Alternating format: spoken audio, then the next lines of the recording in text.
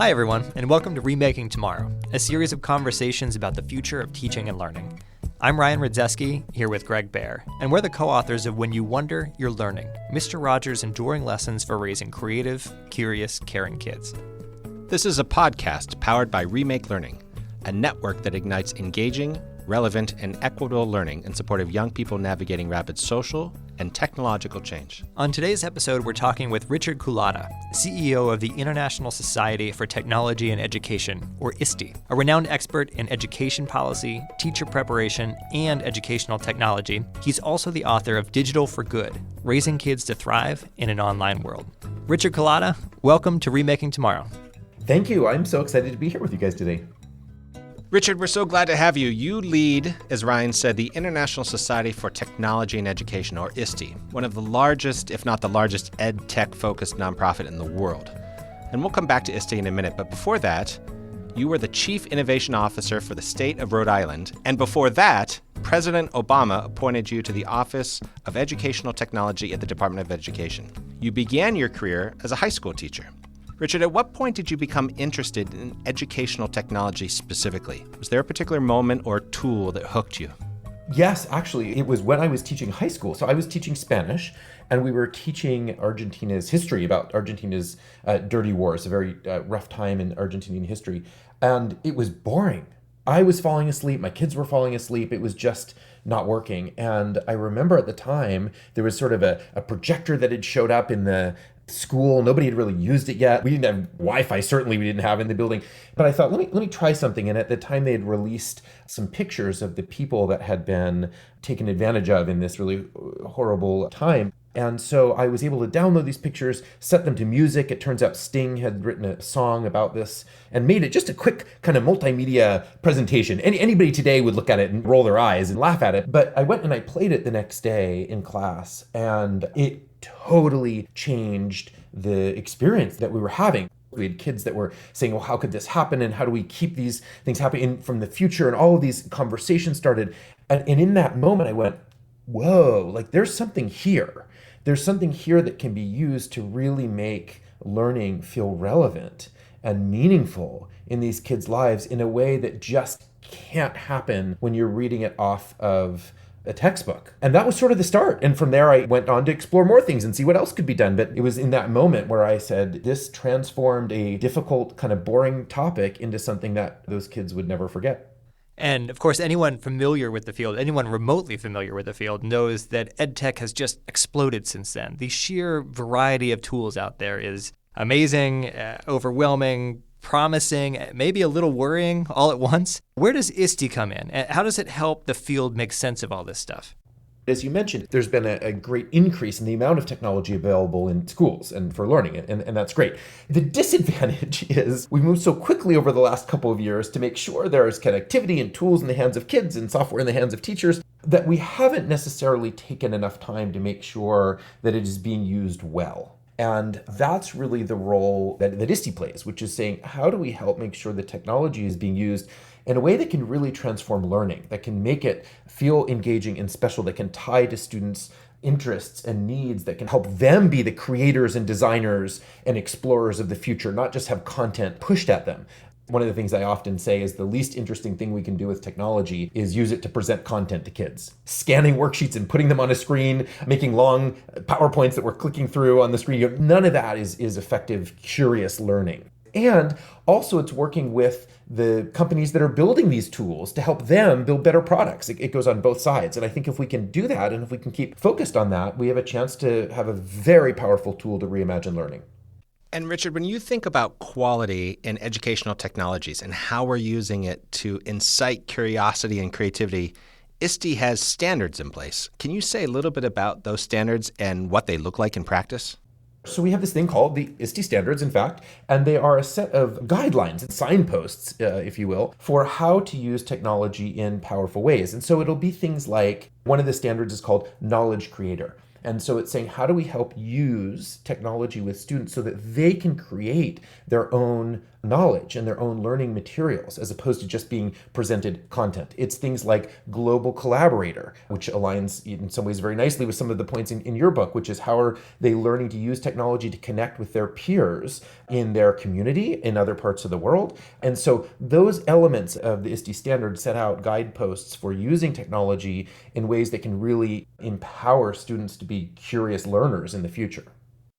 Richard, a few moments ago, you mentioned the pandemic, and I think a lot of people hear the term ed tech and they think Zoom, right? They think online learning. And for lots of good reasons, the idea of online learning doesn't always have the most positive connotations. But you've made a really important distinction between remote learning and effective digital learning, the kind of learning that the ISTE standards help enable. Can you distinguish between the two for us?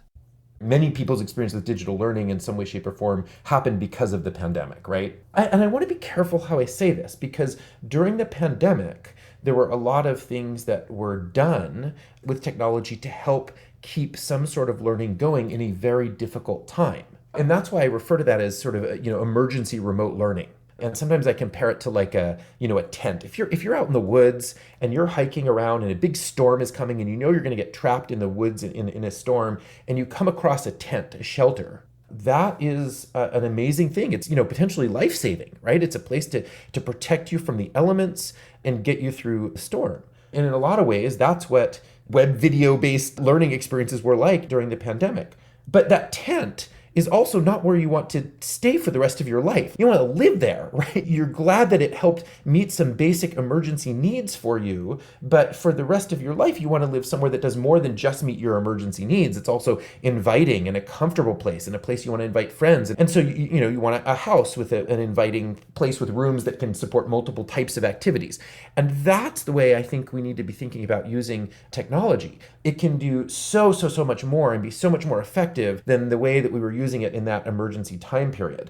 And so a lot of times I think we have to be careful that we don't oversample and think, wow, sitting on Zoom all day, watching PowerPoints, that was a rough experience. We don't want to use technology for learning. No, we don't want to use that kind of technology for learning, but we do want to make sure we're still taking advantage of all of the powerful ways that technology can be really empowering. And one point that I would make out, just to maybe push this metaphor a little too far, is the fundamental difference between that tent in the woods and the beautiful house that you invite your friends over, is one of them has a foundation, right? One of them is built on a solid foundation that allows you to build something much more beautiful and usable. And I think what happened during the emergency remote learning experience that we were in, we weren't using foundations of online learning. We weren't using foundations of learning science. We couldn't. We didn't have time to. We just said, hey, just make this work, right? But now we need to get back and say, hey, we know that if you can use technology to help kids really be the explorers, be the wanderers, right? That's very powerful. And now we have time to do it. And bluntly, thanks to COVID, we have the infrastructure to do it the right way. Like it or not, one of the things that COVID brought us was much better infrastructure for learning. But now it's on us to make sure we're using that infrastructure in ways that are really powerful and not slipping back into the tent in the woods time. We've heard a lot of good metaphors on this podcast. That might be the best. Okay, but I don't know much about tents. I do know a thing or two about books, though, Richard. And you are the author of a book entitled Digital for Good, Raising Kids to Thrive in an Online World. And all of us here, we're fortunate to be parents, and our kids are different ages, but it's fair to say that this digital world and how our kids interact with it is always on our minds. And for a long time, it's sort of been unclear what we as parents ought to be doing to equip our kids and help navigate them through this time. So, as the author of this book entitled Digital for Good, what do you say to parents like us? As my kids were growing and getting more access to technology, I was finding that in our family, we were struggling with some of these same questions. And at one point, my wife said, look, you've spent your whole career at the intersection of young people and technology. How is it that you don't have all the answers, right? And so I went, well, clearly they're out there. And so I started to go around and do some searching. And what was shocking to me was the advice that is being given largely to parents, to families, about technology use in many ways is really contradictory to the underlying principles of effective learning that we know about. So that's what prompted me to write this book. Can we give some really not myth-based, but actual, fact-based principles that can help create effective conditions, culture for using technology in the home? One example is we know, and we have an innate sense as parents, that we need some moderation in our tech use. It's not healthy for a kid to sit on a device and use that device the entire day without ever taking a break. Like, we know that's not healthy. And so often you will see that families or parents will turn to time. We'll talk about screen time and using a timer as the tool to limit the technology use. And while that at first makes sense, if you dive into it, it's actually teaching a very problematic lesson, because it teaches kids that all things that happen on the screen are of the same value. And we actually want to teach the exact opposite lesson, that there are some activities that happen on digital devices that have deep value, exploring, writing, talking with a member of our family, reading, it can be different in different contexts, right? And then there are some other activities that have very low value, playing a very repetitive game that doesn't involve much creative thinking. There's some great games out there, by the way. I love games, but some are just very repetitive, Candy Crush or whatever your game of choice is, right?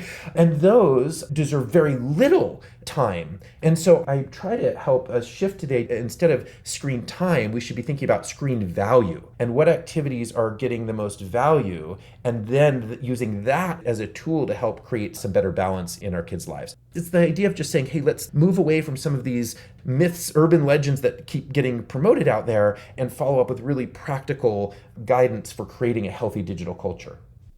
This is Greg Bear along with Ryan Rudzeski. We're talking with Richard Culatta, CEO of the International Society for Technology and Education, or ISTE.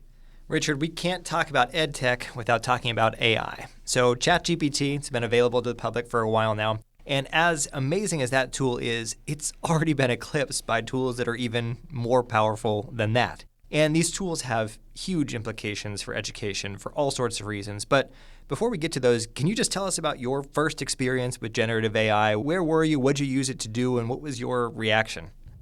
Kind of the second one is a little better. I'm going to tell you the first one to answer your question, but I'll give you the second one. So the first thing I did is I actually said, give me a bio of Richard Culatta, right? I was just curious to see what it would say, because I knew enough about me that I could tell whether it would be accurate or not. And so I did that. And it was fine. And I was actually impressed with what it said. But then my second response was, give the bio of Richard Culatta as if I were a pirate. And that was a great, amazing answer, truly. And it was very funny. If you haven't done that, by the way, ask it to explain the Electoral College to a pirate or something, right?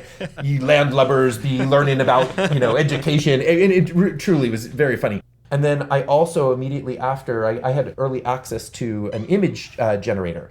I had the ability to explore creating images. And it just reminded me how powerful it can be, especially for young kids who have ideas in their minds, things that they can create, but they don't have the artistic abilities to be able to implement those yet. And so to be able to give them that power to say, now what you can imagine, we have a tool that can help you create, that is crazy powerful and really exciting.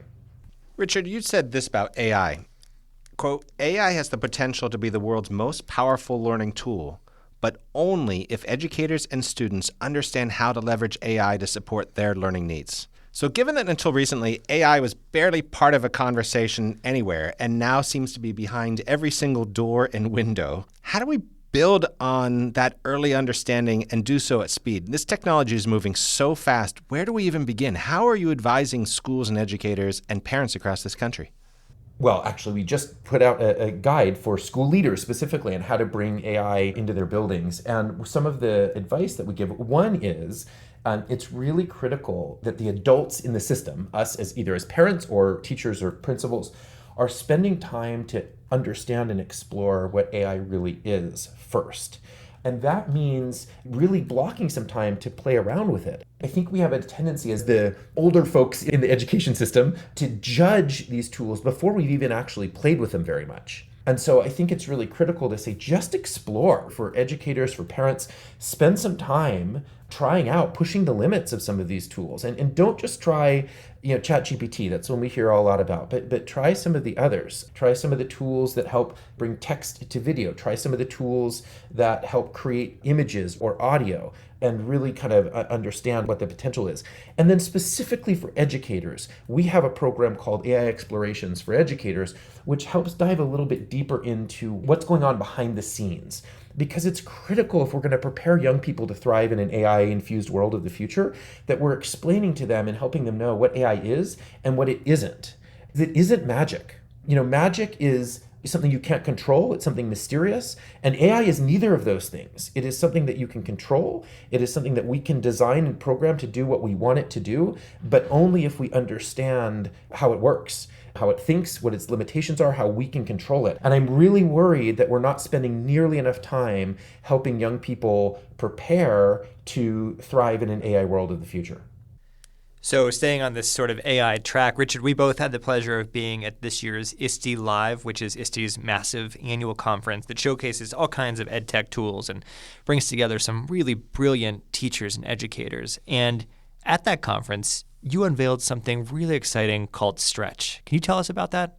So Stretch AI is a prototype that we built, and what we were trying to do is show what we think will be the next generation of AI. It's a little funny to talk about the next generation of AI when the first generation is 3 months old. But so what we've seen so far with AI tools is that they've been generalists, if we can compare them to people. It's somebody who kind of just knows a little bit about anything, right? And I actually think the future of AI is going to be where AI shifts to being, specialists. And so in this particular case, what we were demonstrating with Stretch AI is it's a tool, it's a chatbot tool, but instead of drawing from, any information anywhere on the interwebs, right, it was pulling its answers specifically from content from ISTE and ASCD, which is the other part of our organization, that is created specifically by expert authors around learning.